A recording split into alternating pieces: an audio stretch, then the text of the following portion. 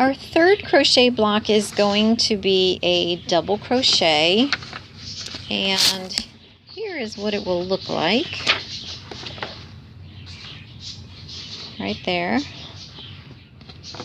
And I have already completed mine with this really pretty orange yarn.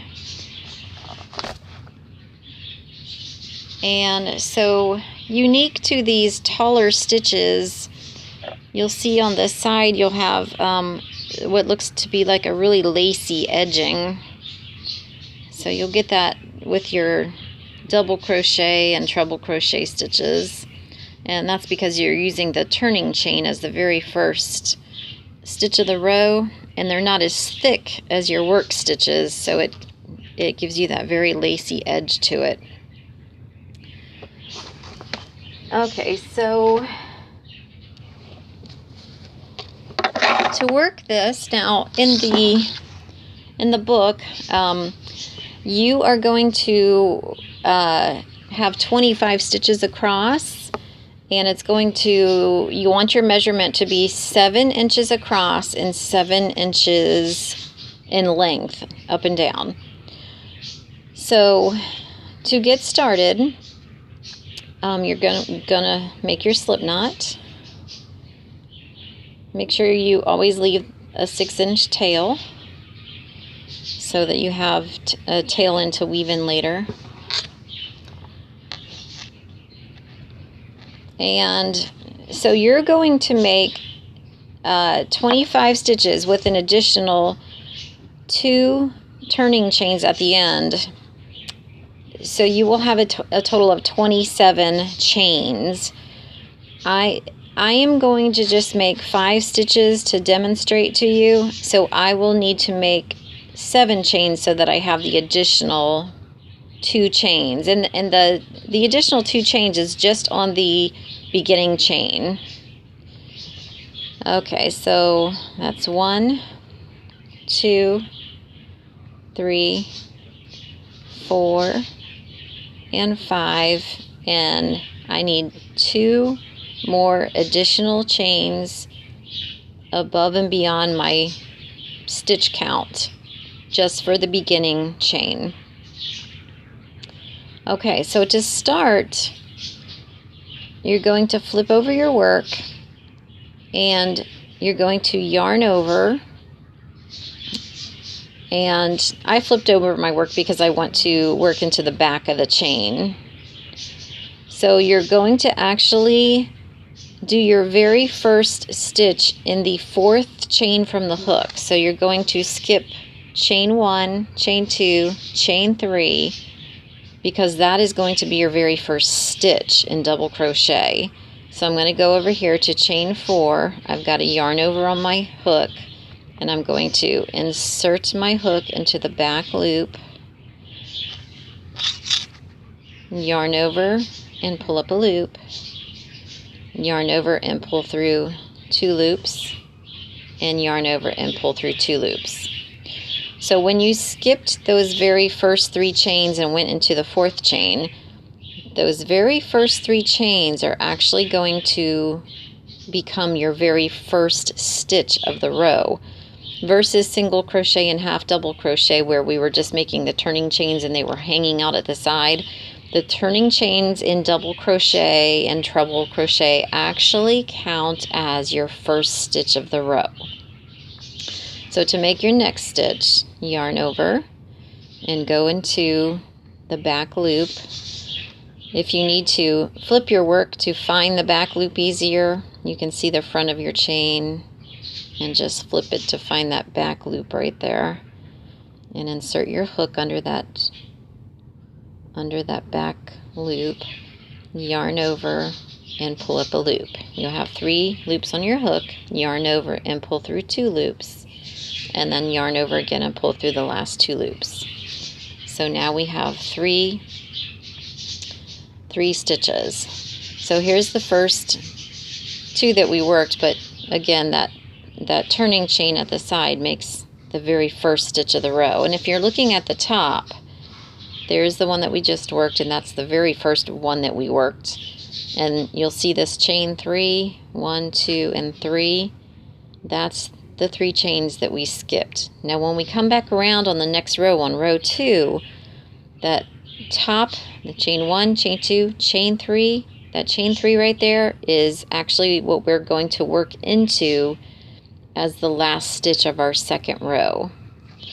Okay, so we've got 2 more stitches to work here for this sample. So yarn over, second to the last stitch, and find that back loop.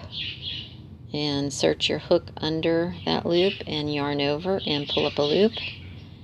Yarn over and pull through 2 loops, and yarn over and pull through 2 loops.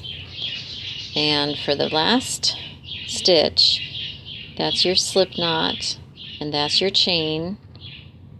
So just turn it over, and that's the loop that I want to get my hook under right there. So to begin the stitch, yarn over, put your hook under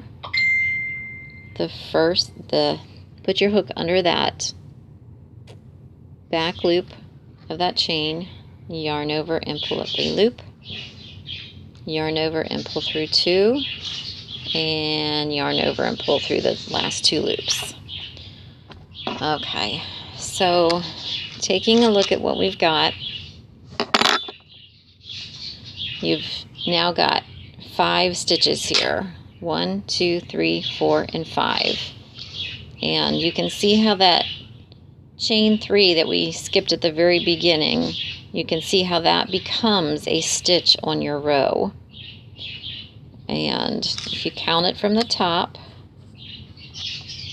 we've got the 4, you can see the 4 stitches that we worked, 1, 2, 3, and 4, and right there is that chain 3, chain 1, chain 2, chain 3 that we skipped at the beginning.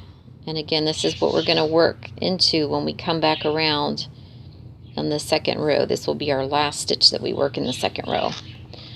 And looking at the bottom, this is why I love to crochet into the back loops, is because you get a really, really pretty chain edging, and it's just going to make it really easy for us to work our border around. When we come back around to do our border, you can see those chain stitches really easy. Okay, so to do row 2, now we're going to chain 3. Now remember, when we made that very first beginning chain, we made an additional 2 chains. So don't let that throw you off. It's just, you know, because that the way that it counts right here over on the edge. That's why we did an additional chain 2 in addition to our 20, you know, the 25 stitches that you're going to need. You'll do 27 instead. But so it all works out. Okay, so now to do the next and all the rest of the rows, you're just going to repeat this. You're going to chain 3, just like how we skipped the very first beginning chain 3. You're going to also skip this chain 3, and you're also going to skip the 2 top loops of the last stitch from below that we just worked, because basically the chain 3 is coming out of it. So chain 1, chain 2, chain 3, and there's the base of the stitch that the chain 3 is coming out of. And we're going to go into the fifth chain, what looks like the chain from the hook. So yarn over, and you've got 1, 2, 3, 4, and 5, and put it under those 2 top loops. Yarn over and pull up a loop, yarn over and pull through 2, and yarn over and pull through 2. And so now we have 2 stitches on this row. To work your third one, yarn over, find the next 2 top loops, and put your hook under those 2 top loops, yarn over and pull up a loop, yarn over and pull through 2, and yarn over and pull through 2. Okay, for the fourth one, need to get some more yarn. For the fourth one, yarn over. You'll see that I'm always flipping my work because I have a hard time seeing the 2 top loops So there's the next 2 top loops, and put your hook underneath of those 2 top loops, yarn over and pull up a loop, yarn over and pull through 2 loops, yarn over and pull through 2 loops. And for the last one, yarn over. Now this is where that tricky chain 3 is. So you can see the chain 1, chain 2, and chain 3. So you've got your yarn over, and you're going to insert your hook under the 2 top loops of that chain 3.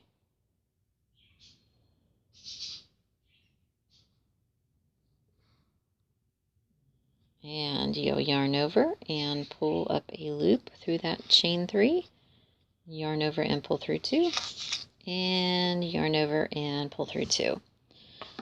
And so that's our second row right there. So you can count the stitches 1, 2, 3, 4, and 5. And you'll see on the edge here where your chains are, this is what makes the edging look really lacy, because these chain stitches are not as thick as these work stitches. So hence why you will get this this lacy looking pattern on the edges. So I think it looks quite pretty, and you can really actually get creative if you're doing this, you know, for a different pattern other than this blanket. You can actually weave ribbon or even another color of yarn or something through that and kind of work with those holes, or just leave it as the lacy look that it is. But so you're just going to repeat that second row over and over. You're just going to make another chain 3 and turn your work, yarn over, and go into the 1, 2, 3, 4, and 5th 2 top loops there, and yarn over and pull up a loop, yarn over and pull through 2, yarn over and pull through 2. And you will just continue this until you get a height of 7 inches. And again, with your 25 stitches across, you should have a total of, it will be 7 inches across. And that's how to work block 3, the double crochet stitch.